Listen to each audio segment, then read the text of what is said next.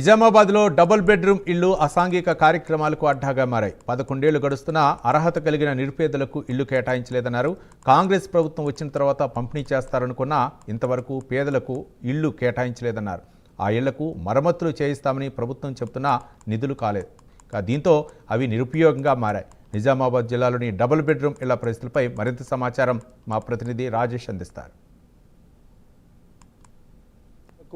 ఓవైపు రాష్ట్ర ప్రభుత్వము ఇంద్రమ్మ ఇండ్లు కట్టిస్తూ ఉంది. దీనికి సంబంధించి ఇప్పటికే అన్ని నియోజకవర్గాలకు సంబంధించి దానికి సంబంధించి నిర్మాణం కూడా పూర్తవుతున్నటువంటి పరిస్థితిలో కొన్ని ఇండ్లు కూడా గృహప్రవేశాలు కూడా అవుతూ ఉన్నాయి. అయితే గత ప్రభుత్వం కట్టినటువంటి 2 పడకల ఇల్లు డబుల్ బెడ్రూమ్కి సంబంధించినటువంటి ఇండ్లు కూడా నిరుపయోగంగా మారినటువంటి పరిస్థితి ఉంది. అయితే ఎప్పుడు ఇస్తారా అనేటువంటి విషయంలో ఇటు స్థానికులైతే ఆగ్రహం వ్యక్తం చేస్తున్న పరిస్థితి ఉంది. ఆ యొక్క డబుల్ బెడ్రూమ్ ఇండ్లకు సంబంధించి ఇండ్లు పూర్తిగా కూడా నిరుపయోగంగా ఉన్నాయి, అసాంఘిక కార్యకలాపాలకు అడ్డగా మారినాయని చెప్పవచ్చు. అయితే మనం ఇప్పుడు నిజామాబాద్ నగరంలోని ఇటు నాగారం వద్ద ఉన్నటువంటి ఇక్కడ డబుల్ బెడ్రూమ్ ఇండ్ల వద్ద ఉన్నాము. అయితే ఈ ఇండ్లలో కూడా మొత్తం కిటికీలు కావచ్చు, లోపల ఉన్నటువంటి ఏదైతే ఆ యొక్క టాయిలెట్ సంబంధించినటువంటి పూర్తిగా ధ్వంసమైన పరిస్థితి, లైట్లు అదేవిధంగా ట్యూబ్లు అన్నీ కూడా మొత్తం కూడా ధ్వంసమయ్యాయి, ఎత్తుకెళ్ళినటువంటి పరిస్థితి ఉంది. అయితే గత కొన్ని సంవత్సరాలుగా అంటే గత ప్రభుత్వము నిర్మాణం చేసినటువంటి యొక్క డబుల్ బెడ్రూమ్ ఇళ్లను గత ప్రభుత్వం ఇవ్వలేదు.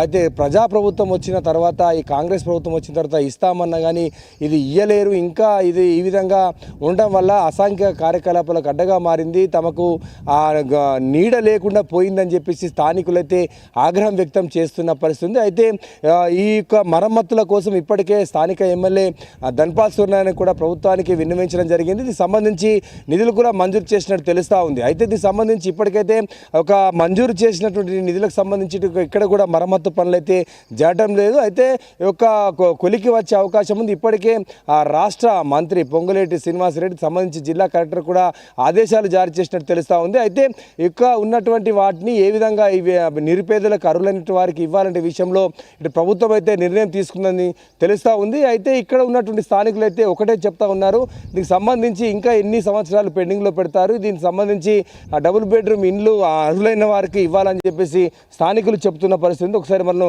మాట్లాడించే ప్రయత్నం చేద్దాం. మేడం, ఎట్లా ఉంది ఇక్కడ పరిస్థితి?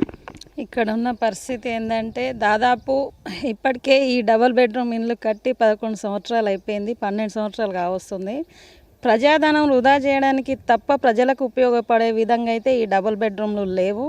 గత ప్రభుత్వము ఏదైతే నిరుపేదలకు అర్హులైన వారు అందరికీ డబుల్ బెడ్రూమ్ ఇల్లు ఇస్తామని చెప్పేసి ఈ డబుల్ బెడ్రూమ్ నిర్మించడం జరిగింది. కానీ ఇక్కడ అర్హులైన వారికి ఎవరికి కూడా డబుల్ బెడ్రూమ్ ఇల్లు ఇవ్వలేరు. మేము కరోనా టైంలో కూడా ఆ పరిస్థితులను కూడా గుర్తు చేసినాం. ఎందుకంటే కనీసం సేవలను ఇంట్లో ముందట వేయని పరిస్థితి కరోనా టైంలో.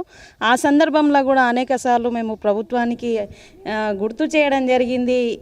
ఏమైనా ప్రజలకు ఎన్ని సమస్యలు వచ్చినా ప్రజలను పట్టించుకునే పాపన పోవట్లేదు. ఇప్పుడు వచ్చిన కాంగ్రెస్ ప్రభుత్వమైనా ఇది ఏవైతే రిపేర్గా ఉన్నాయో రిపేర్ చేసి అర్హులైన వాళ్ళకి ఇవ్వాలని చెప్పేసి డిమాండ్ చేస్తున్నాం. ఎందుకంటే ఇక్కడ అసాంఘిక కార్యకలాపాలకు అడ్డాగా మారుతున్నది. మీరు చూసినట్టయితే ఇప్పుడే తెల్లవారుజామునే ఇప్పుడు కనీసం 9 కాలేదు ఈ రూమ్లలో కూర్చొని తాగుతున్నారు. అట్లాగే ఇక్కడనే స్వచ్ఛ భారత్కి కూడా వెళ్తూ ఉన్నారు. కాబట్టి వాళ్ళకు అడ్డా కల్పించినట్టు అయింది తప్ప నిరుపేదలకు మాత్రం నీడనిచ్చే పరిస్థితి లేదు. కాబట్టి ఇప్పుడైనా ప్రభుత్వం ప్రజల్ని దృష్టిలో పెట్టుకొని నిరుపేదలని దృష్టిలో పెట్టుకొని రిపేర్ చేసి అర్హులైన వారందరికీ కూడా ఈ డబుల్ బెడ్రూమ్ ఇళ్లను అందజేయాలని చెప్పేసి మరొకసారి గుర్తు చేస్తూ ఉన్నాం. మీరు చెప్పండి అమ్మా, స్థానికంగా ఉంటున్నారు కదా, ఇక్కడ అధికారులు వస్తారు, ఏమంటారు? అధికారులు ఇప్పటిదాకా వచ్చింది లేదు. మేము 2015లో మేము అప్లికేషన్లు పెట్టుకున్నాము డబుల్ బెడ్రూమ్ గురించి. అప్పుడు కాంగ్రెస్ ప్రభుత్వం ఉన్నప్పుడు టీఆర్ఎస్ ప్రభుత్వం ఏమన్నదంటే కాంగ్రెస్ ప్రభుత్వము చిన్న గదులను కట్టించింది, వచ్చిన చుట్టాలు ఏడ ఉంటారు, అది కోడలు ఏడ ఉంటుంది, కొడుకు ఏడుంటాడు, అల్లుడు ఏడుంటాడు అని మాట్లాడిండ్రు టీఆర్ఎస్ ప్రభుత్వం. అప్పుడు ఇవి డబుల్ బెడ్రూమ్లు కట్టించారు టీఆర్ఎస్ ప్రభుత్వం. కట్టించినప్పుడు ఇవి శాంక్షన్ కూడా అయినాయి. శాంక్షన్ అయినప్పుడు కూడా ఇవి మాకు పంచలేదు.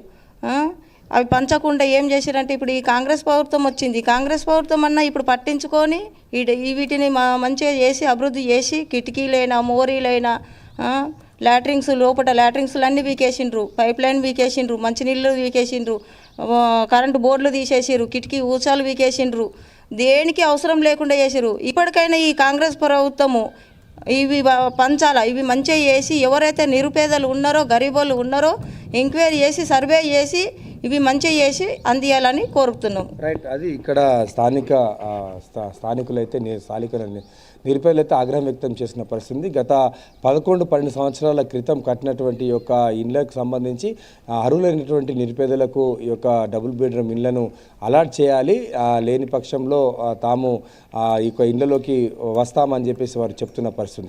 ప్రవీణ్